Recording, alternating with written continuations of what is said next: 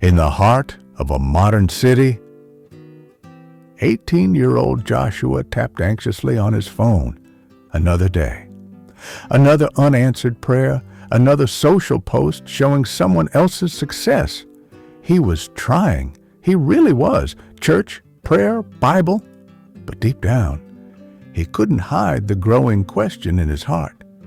Why is God taking so long?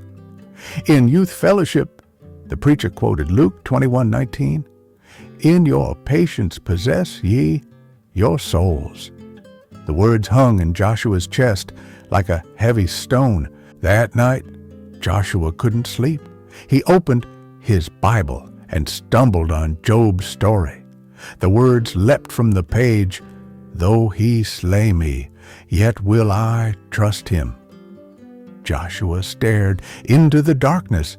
He remembered his mother's illness, his exam failures, and the friend who betrayed him. Still, Job held on. Joshua knelt and whispered, "Lord, teach me to wait like Job." The months that followed felt like a wilderness. His prayers seemed to echo into silence.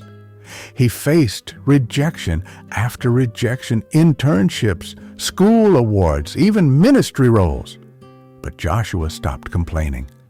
Instead, he began to journal, fast, and sit quietly with God. He wasn't hearing thunder, but he started sensing peace. God was no longer a vending machine. He was a friend. Then came the real test.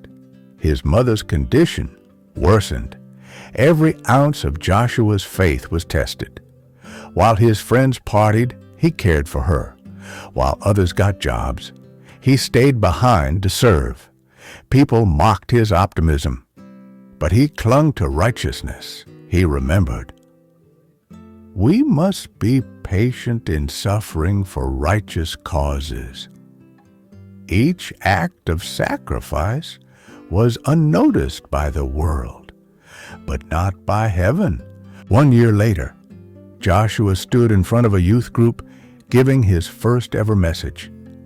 His voice trembled, not with fear, but with testimony.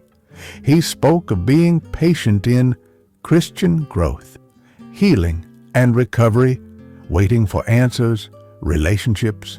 Every word carried weight. He wasn't preaching theory. He had lived it. His wilderness had become a wellspring. Joshua sat alone by a riverside, now 20 years old. He smiled, not because life was perfect, but because he had learned to possess his soul.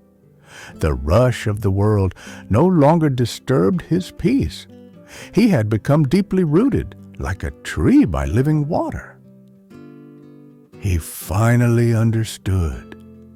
Patience wasn't weakness. Patience was power, wrapped in stillness.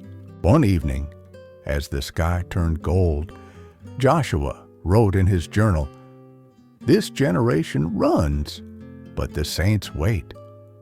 And those who wait upon the Lord shall renew their strength."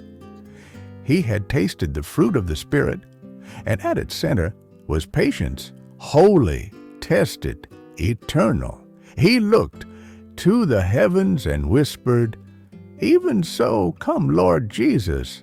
In your patience possess ye your souls."